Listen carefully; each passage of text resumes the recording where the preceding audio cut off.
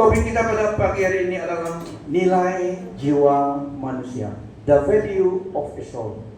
The value of soul. Nilai jiwa manusia. Gereja wujud, orang percaya wujud di antara dunia ini adalah supaya memperkenalkan Kristus, memenang jiwa, membawa datang kepada Tuhan, memenangkan jiwa. Apabila mereka menerima Yesus sebagai Tuhan dan Selamat, jiwa mereka diselamatkan. So, kita akan melihat berdasarkan firman Tuhan, nilai jiwa manusia, the value of souls, berdasarkan firman Tuhan.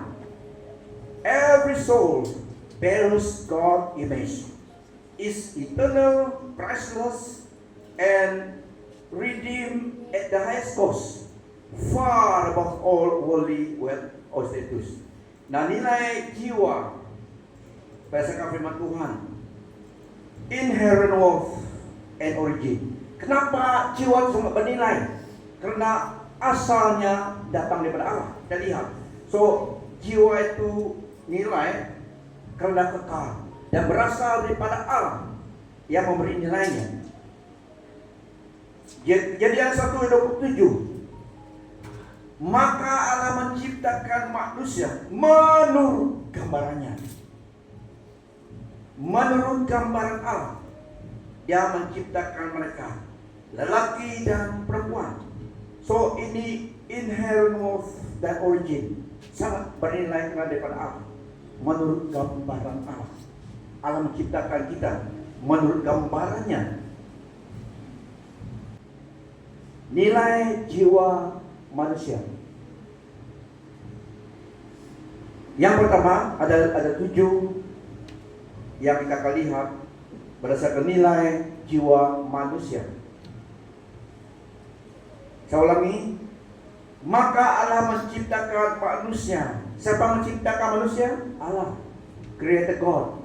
Maka Allah menciptakan manusia menurut gambarannya, menurut gambaran Allah, dan menciptakan mereka lelaki dan perempuan.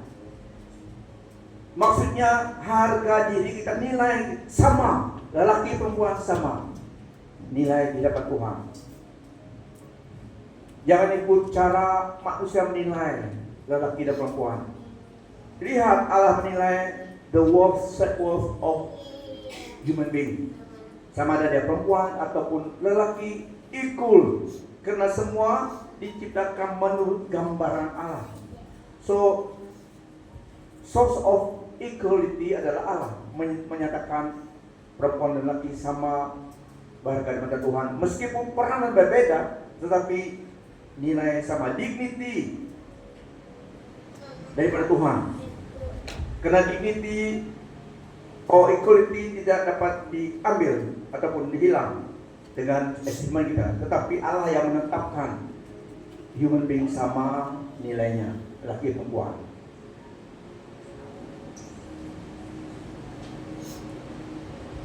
Sorry kepada saudara-saudari kita bangsa Cina, tapi ini budaya benar mereka.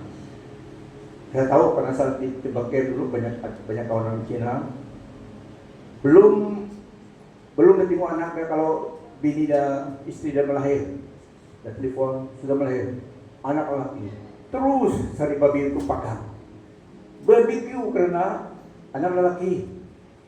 Sekali call yang masa yang lain, call anak dia lahir anak perempuan, tidak ada barbecue, tidak ada highlight. Ini budaya Cina ya benar. Amantan oka, ini budaya Cina. Ini adalah budaya mereka. Kalau anak lelaki, wah, celebrate panggang, barbecue. Saya tahu karena saya bergaul dengan mereka di Bangkai dulu, baru saya tahu kenapa anak lelaki kamu barbecue. Jadi lepas itu ada anak perempuan dia punya kawan tuh, tidak ada cerita. Tapi berfirman Tuhan katakan nilai seorang itu sama, perempuan dan lelaki sama, equal di hadapan Tuhan karena dicipta menurut gambaran Allah. So itulah nilai jiwa manusia. Karena jiwa kita reflect God nature. Sifat Allah adalah kekal. So jiwa manusia juga kekal. Semua berharga, tidak ada yang kurang berharga. Semua ternilai jiwa kita dan kekal. Mazmur 49 ayat 7 sampai 9. Sesungguhnya seorang pun daripada mereka tidak berdaya menebus saudaranya dengan membayar harga tebusannya kepada Allah. Karena harga tebusan jiwa manusia sungguh mahal, maka jiwa mereka akan musnah. Mereka tidak dapat hidup selama-lamanya dan tidak dapat mengelakkan kubur. Jadi the ransom of a soul, untuk harga jiwa manusia tidak ada manusia yang dapat menebusnya. Tidak ada seorang dapat menebusnya. Beyond the price that any human being can pay. Harga nilai jiwa manusia. Selama-lamanya tidak ada kekayaan duniawi ataupun kuasa ataupun fame duniawi yang dapat membeli ataupun replace one soul, menggantikan jiwa itu. Tidak ada harta apapun di dunia ini, tidak ada fame yang dapat menggantikan jiwa itu, karena value-nya adalah infinite, kekal selamanya, not measurable in money, karena kekal, tidak terbatas nilainya. Sifat Allah adalah sifat yang kekal. So jiwa manusia waktu lahir di dunia ini, jiwa itu akan hidup selama-lamanya. Meskipun tubuhnya pada suatu hari sakit tidak sakit akan meninggal juga, tidak dapat selamanya di sini. Tapi jiwa itu keluar dari tubuh itu dan ini yang hidup selama-lamanya. Ini sangat penting. Nilai jiwa seseorang itu harus, jiwa ini harus diselamatkan. Harus menerima Yesus sebagai Tuhan, diselamat supaya diselamatkan. Sangat penting karena tidak 100 tahun tetapi selama-lamanya. Tidak dapat hitung tahun jiwa itu akan hidup. So yang kedua, atau Yesus katakan di dalam Matius 16 ayat 26, Matius 16:26 tentang nilai jiwa manusia. Tuhan Yesus berkata, apalah gunanya jika seseorang memperoleh seluruh dunia tetapi kehilangan hidupnya? Apakah yang dapat diberinya sebagai ganti untuk hidupnya? Di dalam tafsiran baru, apa gunanya seorang memperoleh seluruh dunia tetapi kehilangan nyawanya? Dan apakah yang dapat diberikannya sebagai ganti nyawanya? Tidak ada. Itu dibandingkan, bukan 5 hektar tanah tetapi seluruh dunia. Bukan Sarawak, tetapi apa gunanya memiliki seluruh dunia tapi kehilangan jiwa. So Yesus menggambarkan, memberi teguran. Ada satu kontras yang di dalam perkara yang tidak kekal dan yang kekal. Temporary gain versus eternal loss. No possible trading. Tidak dapat di-trade jiwa manusia. So jiwa itu kekal. Yesus katakan, saya ulangi, apa gunanya? What profit a man if he gain the whole world yet forfeit his soul? Memiliki bukan Texas, bukan Sarawak, tapi seluruh dunia. Wow. Nilai satu jiwa, apa gunanya memiliki seluruh dunia tapi kehilangan jiwa di luar Tuhan, akan siksa selama-lamanya. Tuhan Yesus katakan kontrasnya di sini sangat ketara. Worldly success is empty if spiritual life is lost. Keberhasilan duniawi akan menjadi tak guna, kosong jika kehidupan rohani hilang. Lebih baik dua-dua, karena kita masih di dunia ini. Amen.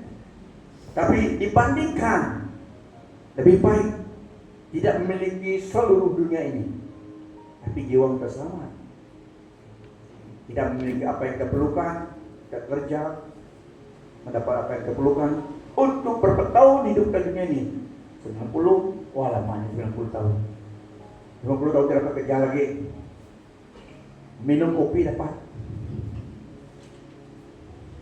tapi tidak dapat naik tangganya lagi. Mau ada tekan Swiss tuh, oh dapat. Tapi semuanya akan juga berlalu. So, dua-duanya baik. Untuk menyerahi kita perlu juga bekerja, mendapat sesuatu. Tapi ingatlah itu juga untuk di sini saja, sementara saja. Dan itulah kita gunakan apa yang ada pada kita untuk invest kepada yang kekal, supaya bukan masuk surga saja, masuk surga kita menerima upah juga daripada Tuhan. So dibandingkan di sini, worldly success is empty if spiritual life is lost. Tuhan Yesus mengatakan demikian. So saudara-saudari, pentingnya jiwa kita sangat berharga dari Tuhan. Yang ketiga, Matius 20 ayat 28. Firman Tuhan mengatakan, Matius 10 ayat 28. Injil Matius pasal 10 28. Jangan takut akan mereka yang hanya dapat membunuh jasad atau tubuh, tetapi tidak berkuasa memusnahkan jiwa. Takutilah dia yang berkuasa memusnahkan jasad dan jiwa dalam neraka. Karena ada yang takut mengakui Tuhan di depan umum, takut dianiaya. Tapi Tuhan katakan, lebih takutlah kepada Dia yang berkuasa membunuh tubuh dan juga membunuh jiwa, yaitu Tuhan Allah kita.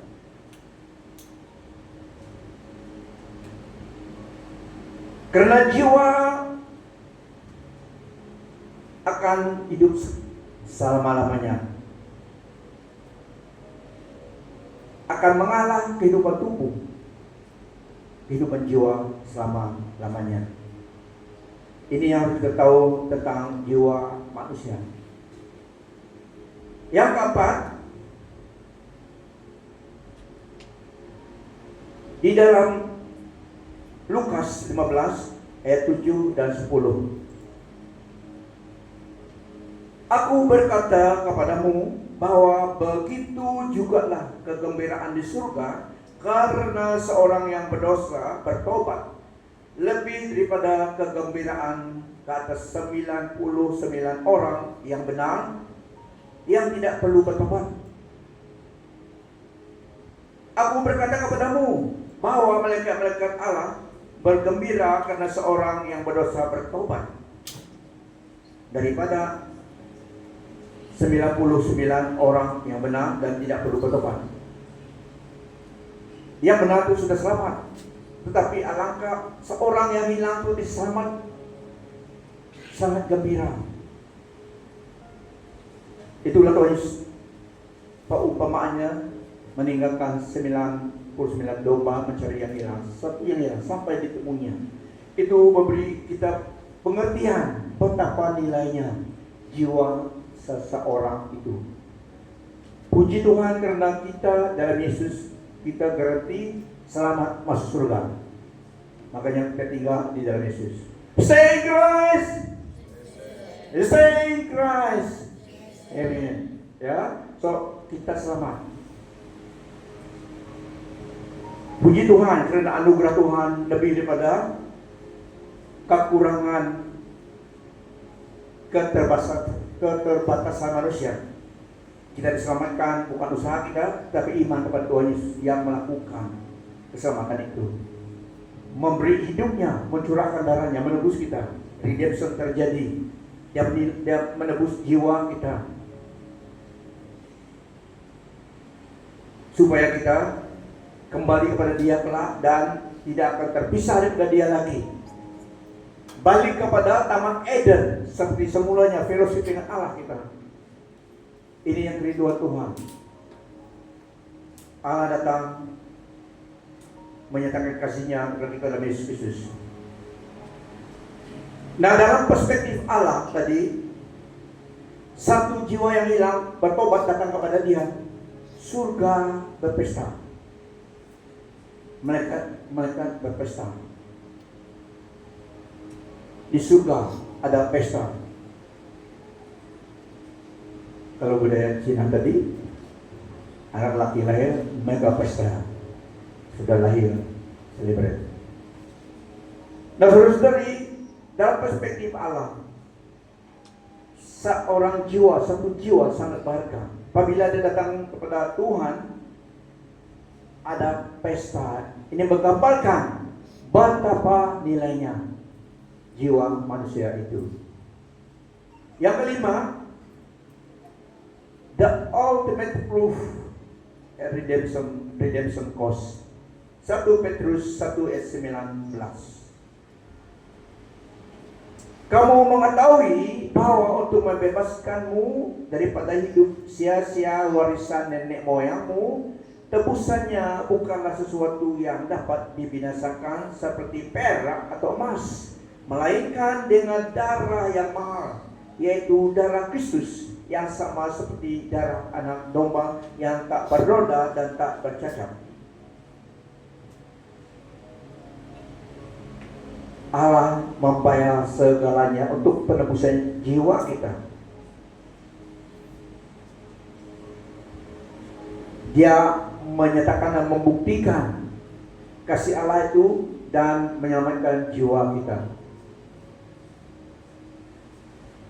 Dengan hidup anaknya, Yesus Kristus memberi hidupnya. Begitu kita istimewa di hadapan Tuhan, sangat berharga di hadapan Tuhan. Hidup kita, jiwa kita, termasuk tubuh kita. Dan tubuh kita adalah tempat kediaman Roh Kudus waktu kita di dunia ini. Keenam, ayat emas yang selalu kita hafal, Allah menyatakan kasih-Nya. Yohanes 3 ayat 16. 1, 2, 3, faham. Karena begitu besar kasih Allah akan dunia ini, sehingga Dia mengaruniakan anaknya yang tunggal, supaya setiap orang yang percaya kepadanya tidak binasa, melainkan beroleh hidup yang kekal.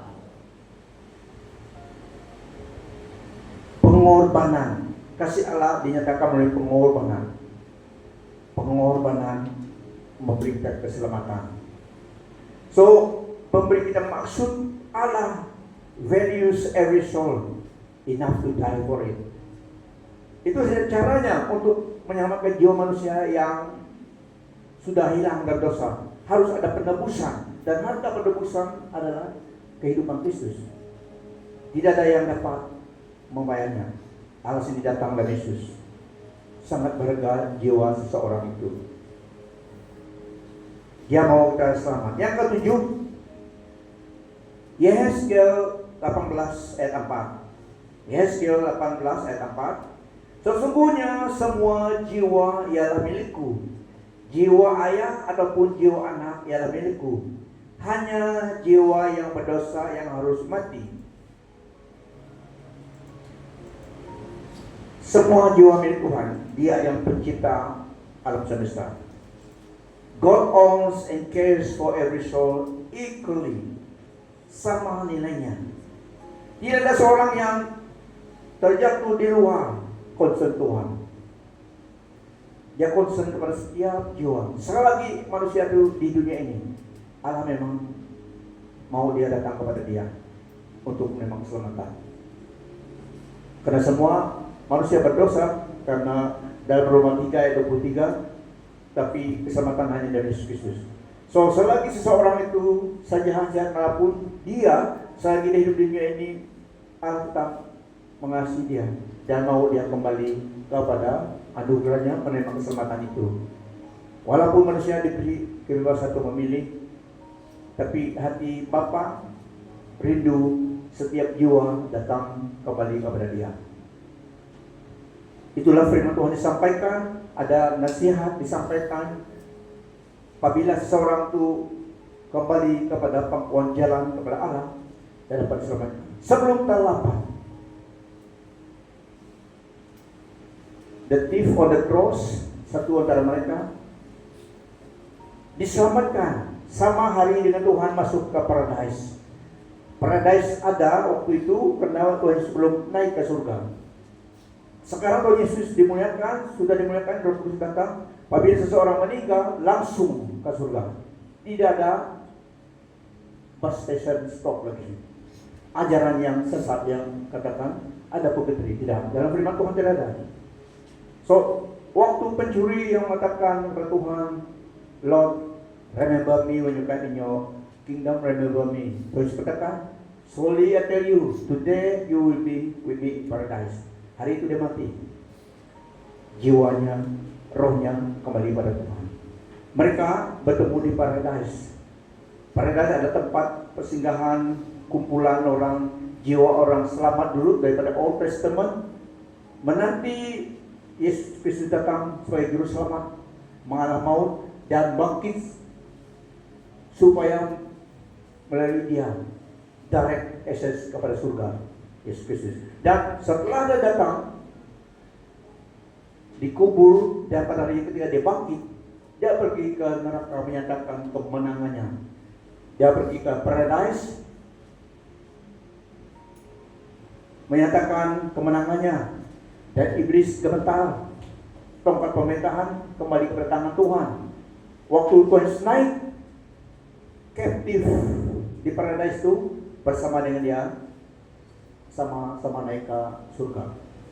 So tidak ada paradise lagi, sudah direct access kepada surga melalui Yesus karena dia telah datang. So just imagine, orang pencuri itu berapa jam saja lagi atau beberapa menit dia akan meninggal, tapi sudah sempat bertobat, percaya kepada Tuhan Yesus. Walaupun dia dapat selamat kehidupan tubuhnya, tapi jiwanya diselamatkan bersama dengan Tuhan. So that's far kasih Allah kepada manusia, jiwa manusia. Dia mau semua orang bertobat, datang kepada dia sebelum terlambat. Kalau sudah tidak bernafas lagi, kenapa dia meninggal? Orang ini benar tapi jenaka juga lah, tapi kenapa dia meninggal dunia? Kenapa dia mati? Dia tidak bernafas. Lucu juga kan? Ada yang tanya, tapi dalam mati itu yang tengah lah. Lucu tapi benar juga. So kehidupan tubuh demikian. Tapi puji Tuhan, orang percaya meninggal, dia keluar daripada tubuh itu, rohnya langsung kepada surga. Tidak kurang, ada 2 malaikat escort to heaven. Perlu escort karena melintasi second heaven kepada third heaven. Second heaven itu tempat domain roh jahat, iblis masuk teritori mereka. Ini alam rohani demikian, masuk area mereka second heaven. Tapi mau pergi surga, limpas dimension mereka second heaven itu. Tapi escort oleh mereka terus sampai ke surga. Ini reality dalam alam rohani demikian, ya. So jiwa miliknya Tuhan. Itulah satu mission gereja kita, memenangkan jiwa dan memperkenalkan Kristus. To win soul and make Christ known. Gereja wujud di dunia ini bukan untuk celebration begitu saja, bukan begitu buat event-event yang entertainment saja, tidak.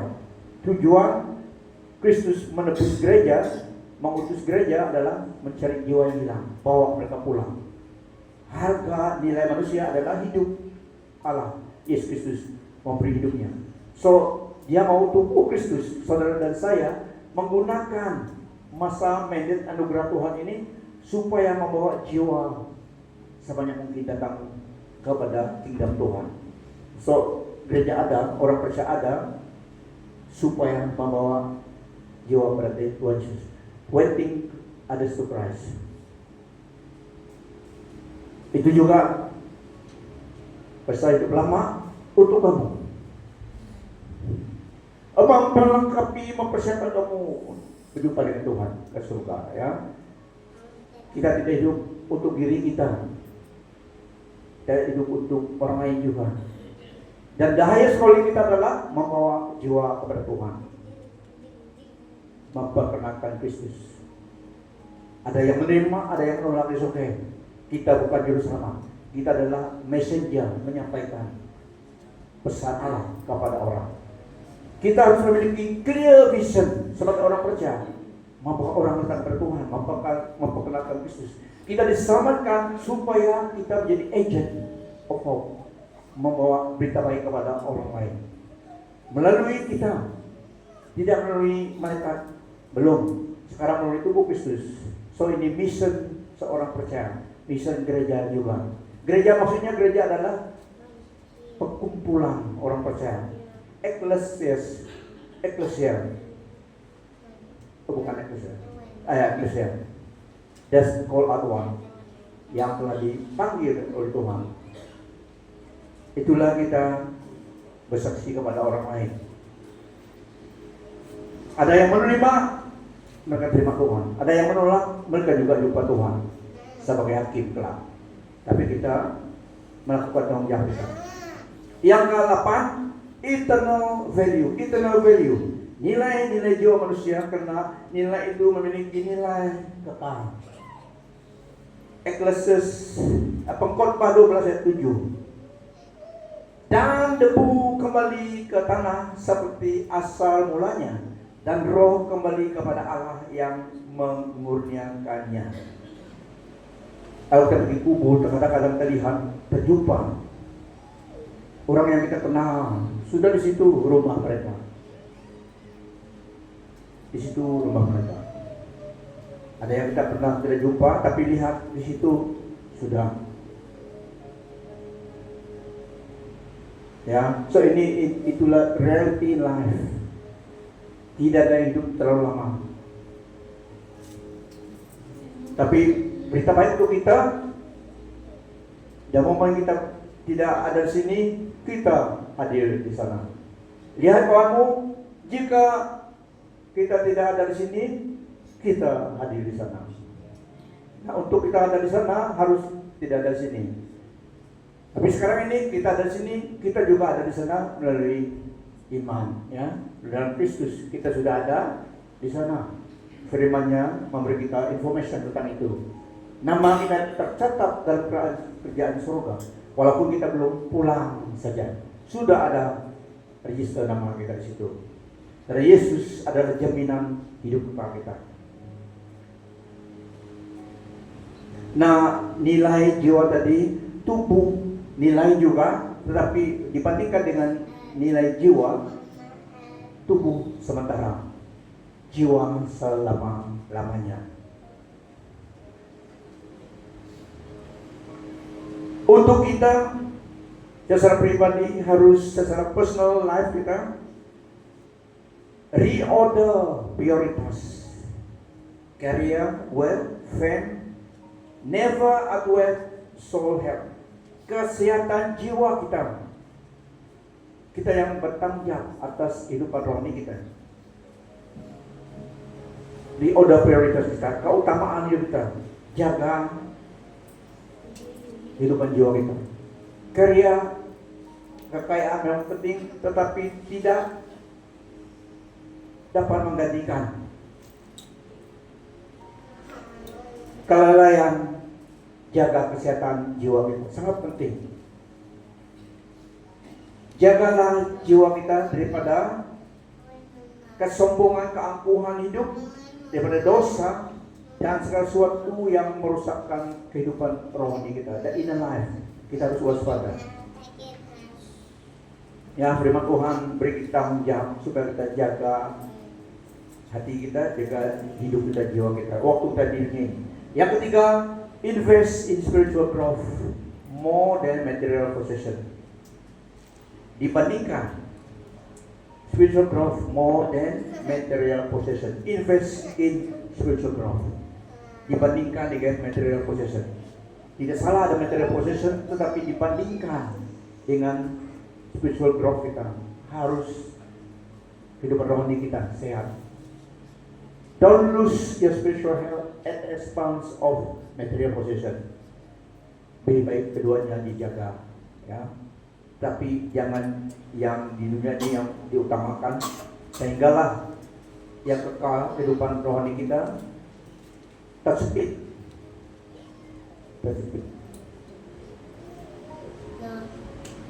Kompres dengan nilai dunia. Tidak, harus prioritas utama adalah jiwa kita. Di dalam hubungan kita dengan orang lain, treat every person with dignity, regardless of race, income, ability, or position. Sama nilai didapat Tuhan tadi, lelaki dan perempuan. So treat others with respect, honor. Dia tidak respect, kamu pun tidak apa. Jangan kamu tidak respect dia. Dia tidak honor, kamu pun tidak apa. Tapi ingatlah, semua bernilai dapat Tuhan. Jiwa seorang itu. Dan kita secara pribadi harus share the gospel, nyatakan kabar baik kepada orang lain melalui hidup kita. Jika tidak berani berkhotbah, melalui hidup kita, melalui saksian hidup kita boleh menyatakan Kristus hidup di dalam diri kita kepada orang lain. Tapi kepada kawan kita ada peluang kesempatan, share the gospel, win them to Jesus Christ. Semakin kita melakukannya, semakin fasih kita, semakin berani. Penginjilan sekarang ini susah mau pergi pintu ke pintu setelah COVID-19 melanda, ya. Tapi it's okay, kita guna track good news itu kita boleh bagi dia. Tapi kalau kawan kita ada peluang, kita boleh sharing, ya. Tapi ini yang Tuhan mau kepada kita setelah kita diselamatkan, menyatakan kabar baik itu kepada orang lain juga. Karena darah Yesus Kristus menebus jiwa seorang itu telah dicurahkan supaya banyak orang datang kepada Tuhan apabila mereka menerima Yesus sebagai Tuhan dan Juru Selamat. Jangan menghakimi, biarlah Tuhan yang melakukan urusan itu. Lukas 19 ayat 10, Anak Manusia datang untuk mencari dan menyelamatkan orang yang hilang. Poin datang untuk kita. So, setelah kita diselamatkan, kitalah yang menggunakan kesempatan peluang menyatakan kabar baik kepada orang lain. Waktu ada kesempatan di dalam tubuh ini, hidup ini adalah kesempatannya, betul. Bila saatnya nanti ku tak berdaya lagi. So, selagi berdaya, lakukan. Ya kawanmu, selagi berdaya, let's go. Tell others about Christ. Muli message WhatsApp kamu, project Christ, yang project diri. What for? So, reminders untuk kita juga, success does not equal soul value. Don't trade concern for promotion. Keberhasilan sukses dalam dunia ini tidak dapat dibandingkan dengan nilai jiwa seseorang. Jangan gadai karena demi pangkat, demi kemudahan ini. Meskipun ada orang yang karena mau promotion, mau pangkat, sehinggalah katakan sama saja agama, kita menyembah Allah yang sama. Tidak sama. Black is black, white is white. Itu ada alasan saja. Karena ada mau pangkat, mau kedudukan. Oke saja. Tidak.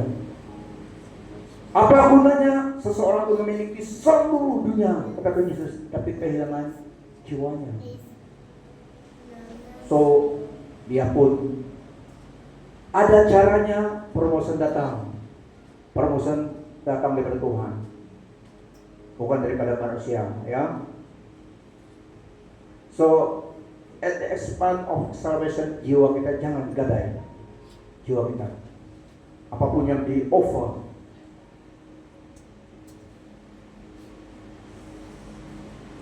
tiada seseorang yang tidak ternilai di hadapan Tuhan.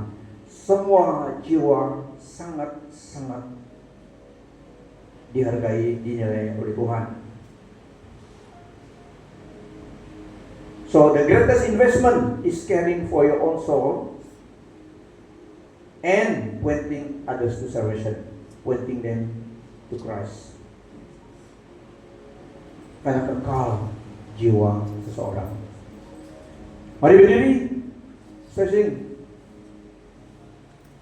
Kita bersyukur kita masih ada tenaga, ya. So, jagalah kesehatan tubuhmu juga. Tubuh kita adalah baik Roh Kudus untuk memberitakan Injil, untuk menjadi saksi, harus sehat, harus jaga tubuh kita, ya. Kalau sudah tidak dapat, mau pergi pun hatimu pergi, tidak jadi, sudah. Sekaranglah, high-five kawanmu, now is the time. Dalam hidup ini, ya, semua kita diberi peluang. Begitu nilai harga jiwa kita. Dan saudara-saudari, sebagai pastor, saya lakukan tanggung jawab saya menyampaikan kebenaran yang memberkati kalian, jasmani dan rohani, ya. Especially juga sebelum melangkah jauh di luar gereja. Kita lihat banyak anak muda kita,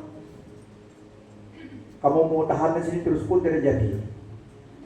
Mereka akan melangkah free like ebon, tapi dalam Kristus, ya. Ada yang pergi koles, ada yang pergi semenanjung, bagaimanapun bumi ini miliknya Tuhan.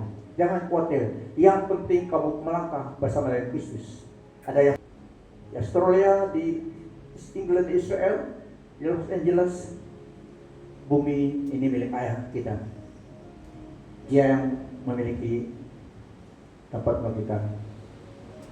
Banyak mereka yang saya lihat, mereka yang anak muda kita di college lah, pergi jauh. So di sinilah kita memberi ajaran, input yang baik dengan doa supaya mereka memelihara ajaran firman Tuhan yang kita sampaikan. Karena itu yang akan menolong mereka apabila mereka jauh. Mereka tidak akan diperdayakan oleh banyak kemudahan, distraction di luar sana yang bukan sumbernya daripada Tuhan. Stay in Christ. Stay in Christ. Stay in Christ. Beri kemuliaan bagi Dia.